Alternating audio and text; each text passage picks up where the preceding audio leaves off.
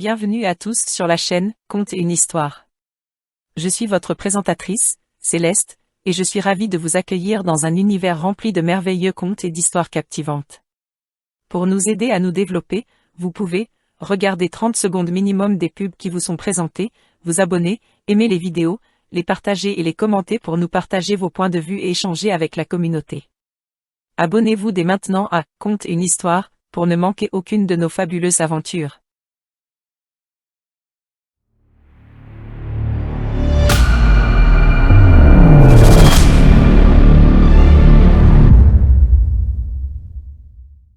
Mon cher lecteur, permettez-moi de vous présenter le récit poignant de Claude Gueux, une histoire qui plonge au cœur des inégalités sociales et de la lutte pour la justice. Laissez-moi vous conter cette tragédie, écrite avec mon encre de révolte et d'empathie. Claude Gueux est l'histoire d'un homme humble, au destin malheureux.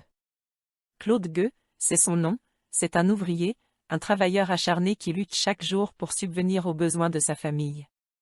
Hélas, le poids accablant de la misère et de l'injustice finit par s'abattre sur lui.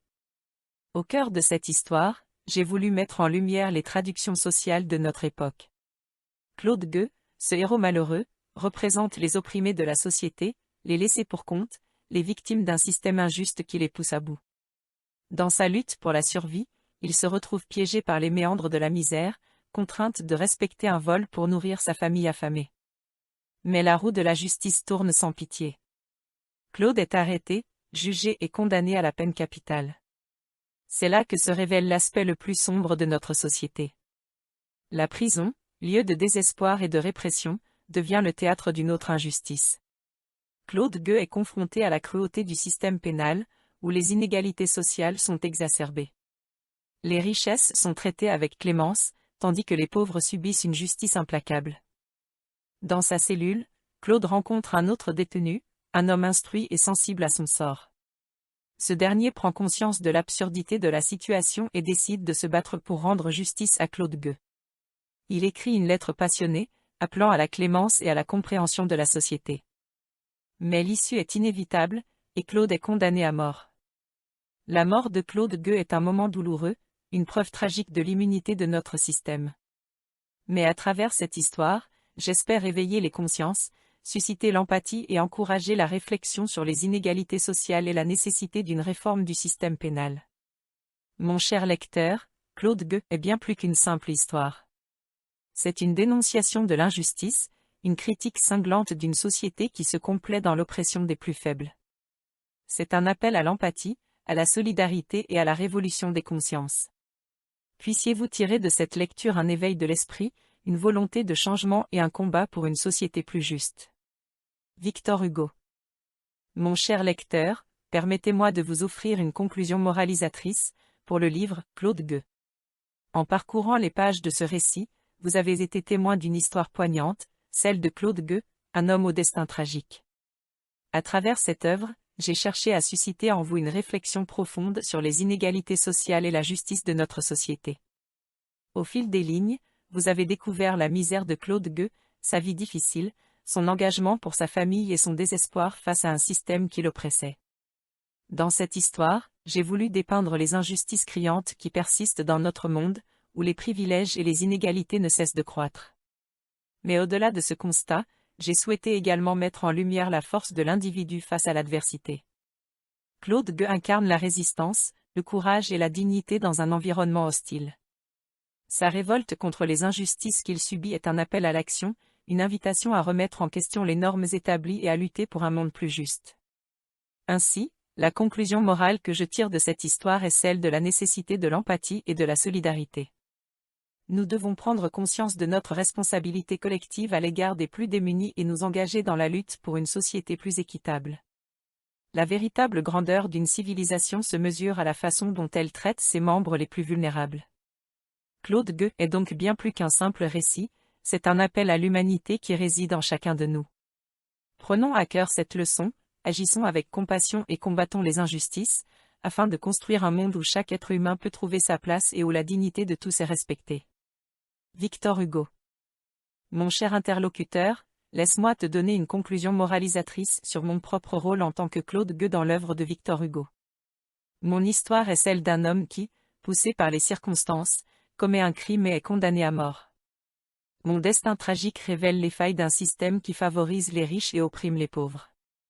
Mon existence même témoigne de l'importance de la compassion et de la solidarité dans une société. Mon histoire montre comment la misère et le désespoir peuvent conduire des individus ordinaires à commettre des actes désespérés. Victor Hugo a voulu mettre en évidence le fait que personne n'est essentiellement mauvais, mais que nos actions sont souvent le reflet de notre environnement et des conditions dans lesquelles nous vivons. En tant que personnage, je représente la voix des opprimés, de ceux qui ont été négligés par la société. Ma révolte contre l'injustice sociale est un appel à l'action, une invitation à remettre en question les structures qui maintiennent les inégalités et à lutter pour un monde plus équitable. Victor Hugo, à travers mon personnage, nous rappelle l'importance de la compassion, de la solidarité et de la justice sociale. Il nous exhorte à tendre la main aux plus vulnérables, à remettre en question les privilèges injustes et à œuvrer pour un monde où chaque individu est traité avec dignité et égalité. En conclusion, mon rôle en tant que Claude Gueux dans l'œuvre de Victor Hugo met en lumière la nécessité de lutter contre les inégalités sociales, d'agir avec compassion envers nos semblables et d'ensemble travailler pour créer un monde plus juste et plus humain. Claude Gueux. En tant que personnage d'Albin dans Claude Gueux de Victor Hugo, je tiens à souligner l'importance de la compassion et de la solidarité dans notre société. Mon histoire a mis en évidence les conséquences dévastatrices de l'injustice sociale et du mépris pour la dignité humaine. Mon rôle dans ce récit tragique est celui d'un jeune homme innocent, condamné à une vie de misère et d'oppression. Ma situation représente les nombreux individus marginalisés et oubliés de notre société, qui se retrouvent pris au piège d'un système qui ne leur laisse que peu d'espoir. Cependant, malgré mon sort cruel, je ne me suis pas laissé réduire au silence. J'ai trouvé la force d'exprimer ma souffrance et ma frustration face à l'injustice que je vivais. Mon cri de détresse est devenu le symbole d'une lutte plus vaste pour l'égalité et la justice.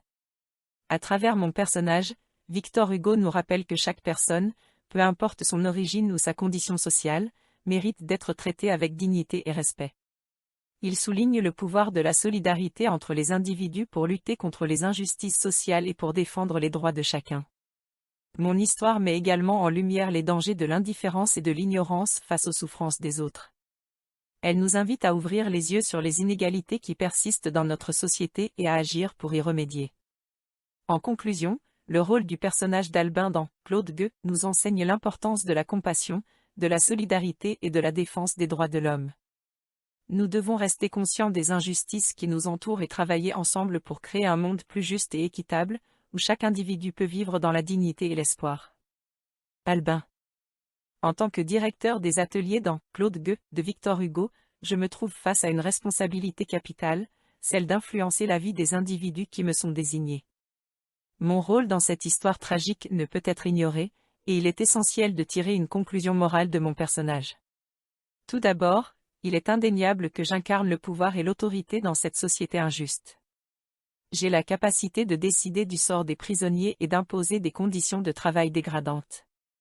Ma position m'offre une opportunité unique de favoriser la réhabilitation et la réinsertion sociale des individus, mais malheureusement, j'ai choisi un chemin bien différent. Ma conduite dans l'histoire révèle une absence totale d'empathie et de compassion envers les détenus. Je me suis laissé aveugler par ma quête de profit et de discipline, négligeant ainsi la valeur fondamentale de la dignité humaine.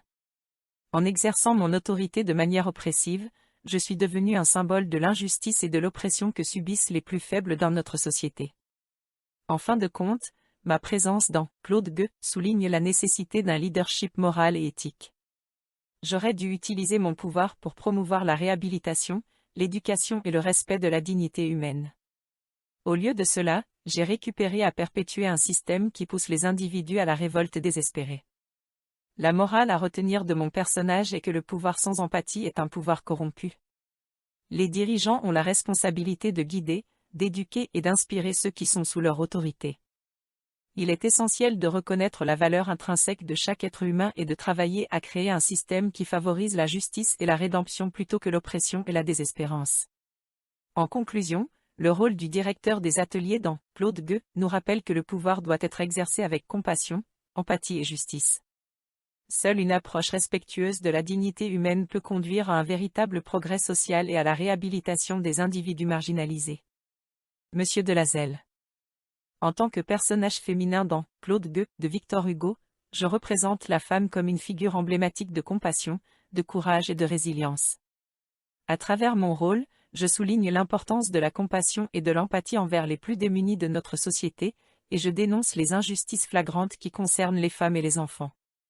Dans ce récit, mon personnage incarne la voix de la conscience, celle qui reconnaît la valeur de chaque être humain, quel que soit son statut social. Je suis le reflet des femmes qui luttent pour défendre leurs droits et pour protéger leurs enfants contre les maux du monde. J'apporte une dimension maternelle qui rappelle à tous que l'amour, l'éducation et la protection sont des éléments essentiels pour l'épanouissement de chaque enfant. Le personnage de l'enfant, quant à lui, est un symbole de pureté et d'innocence. Il représente l'espoir et la possibilité d'un avenir meilleur.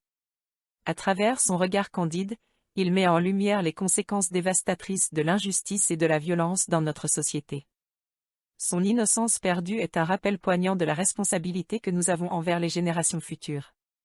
En somme, le rôle des personnages de la femme et de l'enfant dans Claude Gueux nous invite à remettre en question les inégalités sociales et à nous engager dans la lutte pour la justice. Il nous rappelle que chaque individu, indépendamment de son sexe ou de son âge, mérite d'être traité avec dignité, respect et équité. Leur présence dans le récit souligne l'importance cruciale de bâtir une société qui place l'humain au cœur de ses préoccupations et qui lutte contre les conditions qui engendrent la misère et la désespérance. Que nous soyons hommes ou femmes, adultes ou enfants, nous avons le devoir de tendre la main à ceux qui défendent et de nous battre pour un monde plus juste et égalitaire.